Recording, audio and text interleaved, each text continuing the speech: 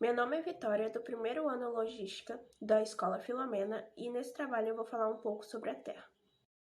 Não é fácil conseguir distinguir a forma da Terra, porque a Terra tem vários relevos, depressões, montanhas, e a parte que parece mais plana é a água, como os lagos e oceanos.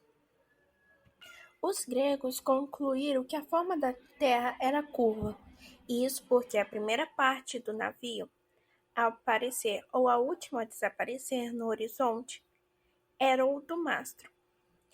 E também o fato de as estrelas mergulharem sobre o horizonte em horários distintos, quando se deslocam em latitude, também sugeriu para os antigos uma forma curva para a Terra. Então, podemos definir que a forma da Terra é praticamente esférica, com uma deformação por causa dos achatamentos dos polos. Nosso planeta pesa 5,9 sextilhões de toneladas. O interior da Terra é formado pela crosta, o manto superior, o manto inferior, o núcleo externo e o núcleo interno. A crosta terrestre é a camada mais externa do planeta Terra e considerada a camada mais importante, uma vez que na crosta são desenvolvidas atividades humanas, assim também são registradas as ocorrências dos diversos fenômenos geográficos. Ela também tem a menor camada de espessura comparado com as demais, e o seu tamanho pode chegar até 40 quilômetros de profundidade. Sua composição é predominantemente de materiais rochosos, sendo rochas da crosta formadas por minerais. Agora temos o manto. O manto é a camada mais profunda do planeta e é dividido entre o manto superior e o manto inferior. As temperaturas do manto podem chegar até 2.000 graus Celsius. E essa camada é composta por rocha com densidades intermediárias e é composta por minerais como o silício e o magnésio. No caso do manto superior, essas rochas podem possuir um estado pastoso, em razão do calor que irradia do manto inferior e do seu núcleo. E é a partir do manto superior que o magma é expelido pelos vulcões. O manto superior é responsável também pela movimentação das placas tectônicas que formam a crosta. Já o manto inferior, a sua estrutura é basicamente líquida, uma vez que as rochas presentes nessa camada se dissolvem em razão do calor do núcleo. O núcleo. O núcleo é a camada mais interna do planeta Terra. Ela é basicamente formada por ferro e níquel, sendo dividido em núcleo externo e interno. A parte externa do núcleo possui a temperatura próximas a 3.000 graus Celsius e possui uma composição líquida, por causa das altas temperaturas registradas no interior da Terra. Já o núcleo interno, apesar de registrar temperaturas de até 6.000 graus Celsius, é sólido devido à alta pressão no ponto mais interno. Essa camada também é a menos conhecida do planeta, por causa da razão de suas características naturais e a limitação de técnicas e tecnologias. É mais difícil ser estudada.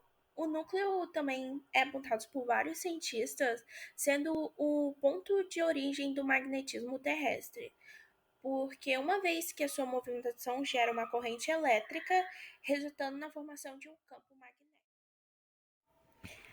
A superfície da Terra é a parte mais externa da crosta terrestre e também é o lugar onde o ser humano habita e manifesta suas atividades.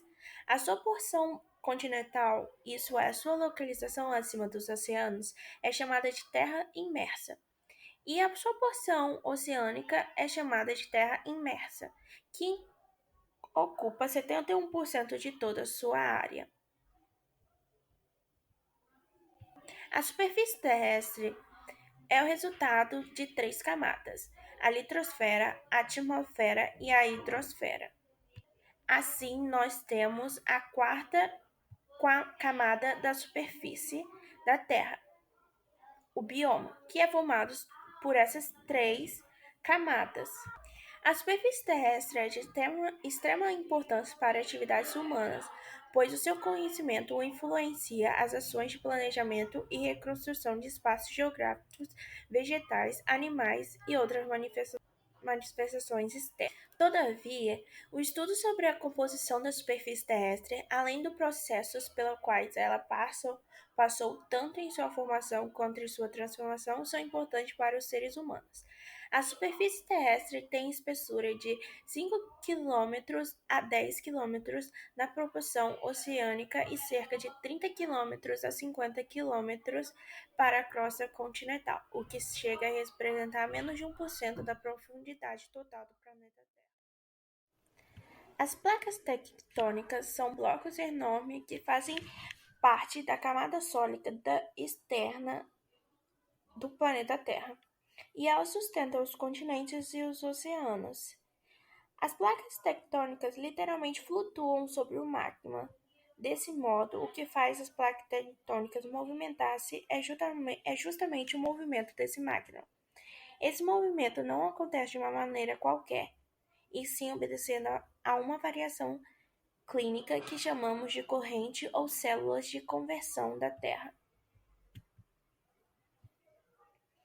As conversões geram movimentos da placa tectônicas, que pode ser de três tipos: convergentes, divergentes e transformantes. Dependendo do envolvimento de placas oceânicas ou continentais, causam diversas consequências, como terremotos, tsunamis, formações de falhas ou surgimento de cadeias montuosas. Também, o afastamento das placas podem resultar em terremotos, em formar vulcões. Nesse movimento, também as placas ficam próximas e em seguida se embatem uma contra as outras. Quando ocorre esse movimento, as placas oceânicas e uma placa continental, a primeira volta ao manto e a segunda fica enrugada, formando troncos.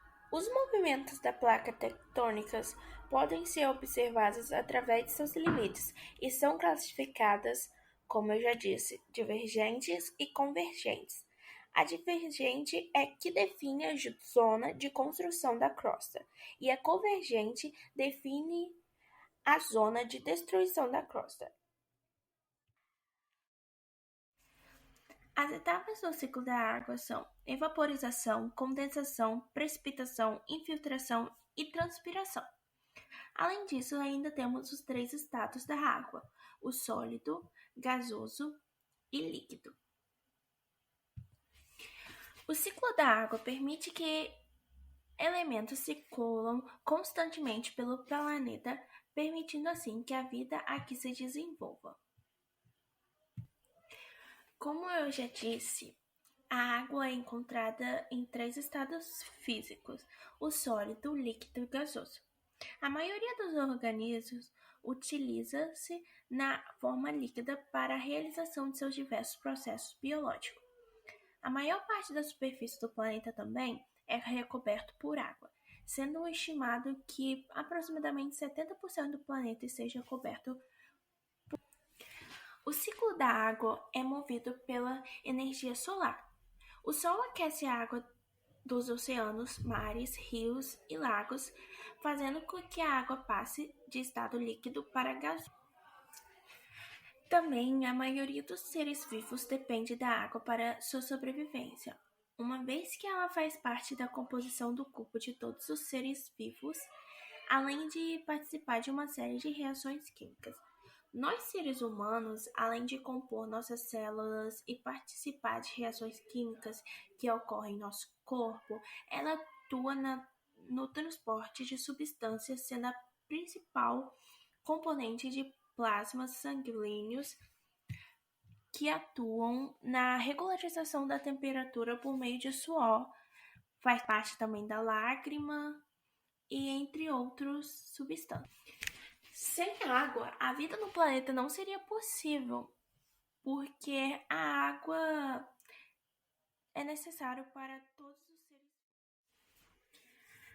A atmosfera é a camada de ar que envolve o nosso planeta e também outros planetas do sistema solar, que apresentam uma atmosfera. Os gases que compõem a atmosfera são mantidos ao redor do planeta devido à atração da gravidade e acompanham o seu movimento. A existência da atmosfera é extremamente importante para a vida no planeta. Ela foi dividida em algumas camadas. As camadas da atmosfera juntas compõem uma extensão de aproximadamente 1.000 quilômetros. São elas a troposfera, estratosfera, mesosfera, termosfera e exosfera. Agora eu vou falar um pouco de cada camada. A troposfera é a camada mais importante para o estudo geográfico e para as práticas humanas, pois nela que se sucede a maioria dos fenômenos meteorológicos, como as chuvas e as variações de umidade. E sua extensão é de cerca de 15 quilômetros. E logo acima da troposfera vem a estratosfera, que se estende em até 50 quilômetros de altitude. Sua importância encontra-se no fato de abrigar a camada de ozônio, cuja composição tem a importância de filtrar os raios solares. Logo em seguida vem a mesosfera, que estende até 80 quilômetros de altitude, pois se encontra distante do calor médio da Terra e é relativamente distante dos raios solares. É a camada que apresenta as menores temperaturas atmosféricas. Depois da mesosfera vem a termosfera, que chega a atingir 500 quilômetros de altitude. Sua importância As zonas climáticas são a equatorial, oceania, subtropical, desértica, mediterrânea, semiárida, temperada e polar.